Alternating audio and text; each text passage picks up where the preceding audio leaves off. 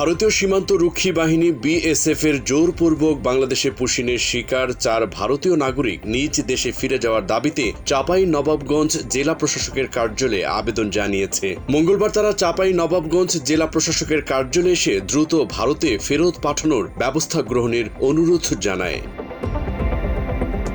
2025 সালের জুন মাসে কুড়িগ্রাম সীমান্ত দিয়ে 2 শিশুসহ 6 ভারতীয় নাগরিককে জোরপূর্বক বাংলাদেশে ঠেলে দেয় বিএসএফ। পরে তারা দেশের বিভিন্ন এলাকায় ঘুরে চাঁপাইনবাবগঞ্জে আশ্রয় নেয়। খবর পেয়ে গত 20 আগস্ট চাঁপাইনবাবগঞ্জ শহরে আলীনগর এলাকা থেকে ওই 6 জনকে আটক করে পুলিশ। পরবর্তীতে সীমান্তে অবৈধ অনুপ্রবেশের অভিযোগে তাদের বিরুদ্ধে মামলা দায়ের করা হলে আদালতের মাধ্যমে কারাগারে পাঠানো হয়। প্রায় 3 মাস কারাভোগের পর চাঁপাইনবাবগঞ্জ সদর উপজেলার নয়াগোলা এলাকায় মোহাম্মদ ফারুকের জিম্মায় তাদের জামিন দেওয়া হয়। তবে জামিনের পরেও প্রায় 6 মাস অতিবাহিত হলেও 4 ভারতীয় নাগরিককে নিজ দেশে ফেরত দেয়নি ভারত। ভারতের সুপ্রিম কোর্ট ওই 4 নাগরিককে নিজ দেশে ফিরে নেওয়ার নির্দেশ দিয়েছে, কিন্তু বিভিন্ন প্রশাসনিক ও কূটনৈতিক জটিলতার কারণে তাদের প্রত্যাবর্তন এখনো সম্পূর্ণ হয়নি। নিজ দেশে ফেরার আকুতি জানিয়ে ওই 4 ভারতীয় নাগরিক বলে, দীর্ঘদিন ধরে পরিবার পরিজন থেকে বিচ্ছিন্ন অবস্থায় রয়েছে তারা। দ্রুত ভারতে ফিরে স্বাভাবিক জীবনে ফিরতে চায় ভুক্তভোগীরা। আমরা ভারতের নাগরিক। আমরা 6 মাস থেকে 1 বছর জুন মাসের 20 তারিখে আমাদেরকে বাংলাদেশে ভারতের পুলিশের বিএসএফ আমাদেরকে পোষণ করাচ্ছে। আমরা ভারত যেতে চাই। আমাদের তো এই দেশ নয় যে এখানে থাকবো। আমরা আত্মীয় স্বজনের কেউ নেই, আমাদের যা আছে সব ভারতে আছে। আমরা ভারত ফেরত যেতে চাই। তবু আমাদের সরকারে হাইকোর্টের সরকারে আমাদেরকে রায় দিয়েছে 10 দিনের মধ্যে এদেরকে ফেরত চাই। তবে এখনো কিসের লেগে আটকেছে এটা আমরা একটু বলতে পারি না কি হবে না হবে। কিন্তু বাংলাদেশের সরকারকেও বলছি কি আমাদেরকে যেন আমাদের শীঘ্র আমাদের দেশে ফেরার ব্যবস্থা করে। আমরা বাড়ি যেতে চাই।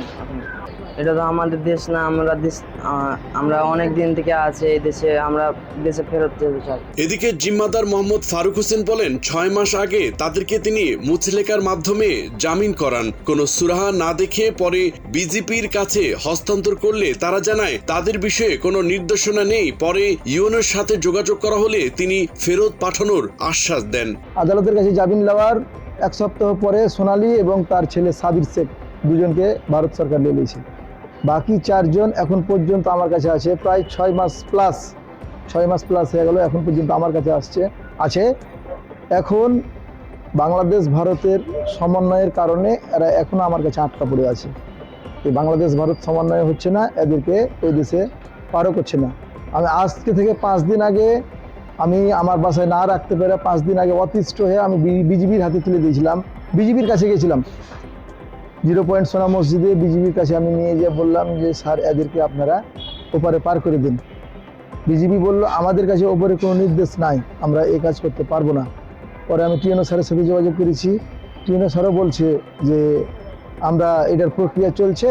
মাত্র 30% টাকায় জমির মালিক হয়ে নতুন বাংলাদেশের গড়ে তোলার স্বপ্ন দেখা বাংলা বসতি। বিষয়টি প্রক্রিয়াধীন রয়েছে বলে জানিয়েছেন চাঁপাইনবাবগঞ্জ জেলা প্রশাসক আবু সালেহ মোহাম্মদ মুসা। তিনি বলেন, প্রয়োজনীয় আনুষ্ঠানিকতা সম্পূর্ণ করে যত দ্রুত সম্ভব তাদের নিজ দেশে ফেরত পাঠানোর ব্যবস্থা করা হবে। অবশিষ্ট 4 জন তারা এখনো মোহাম্মদ ফারুক হোসেনের জিম্মায় রয়েছেন।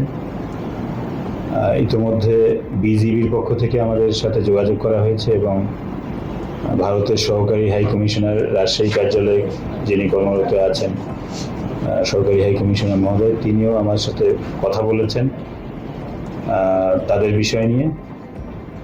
এই বিষয়ে প্রত্যাবাসনের বিষয় নিয়ে যেহেতু এটি সরকারের একটি সিদ্ধান্তের বিষয়, আমরা লোকাল অ্যাডমিনিস্ট্রেশনের পক্ষ থেকে আমরা স্বরাষ্ট্র মন্ত্রণালয়কে জানিয়েছি এই বিষয়টা নিয়ে।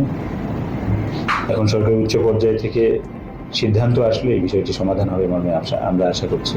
চাঁপাইনবাবগঞ্জ জজ কোর্টের আইনজীবী মোহাম্মদ নূরে আলম সিদ্দিকী আসাদ বলেন, ভারতের হাইকোর্ট থেকে যেহেতু তাদের পুশ ব্যাকের নির্দেশনা রয়েছে, তাই বাংলাদেশের পক্ষ থেকে ফেরত দিতে কোনো বাধা নেই। দুইটা আমাদের ওয়ে, একটা হচ্ছে যেহেতু ইন্ডিয়ান সুপ্রিম কোর্টের একটা আদেশ আছে তাদেরকে সে দেশে ফেরত পাঠানোর জন্য, ইভেন বাংলাদেশের আদালত থেকেও তাদেরকে সে দেশে ফেরত যাওয়ার ব্যাপারে কোনো বাধা নিষেধ নাই, যার জন্য দেখা গেল যে মহিলাটা সোনালী নামে যে মহিলাটা প্রেগনেন্ট ছিলেন, এখন তার যদি বাচ্চা ভূমিষ্ঠ হয়, তার বাচ্চাটার নাগরিকতার পরিচয় কী হবে, তার পরিচয়টা কী হবে, সেটা নিয়ে প্রশ্ন হতে পারে।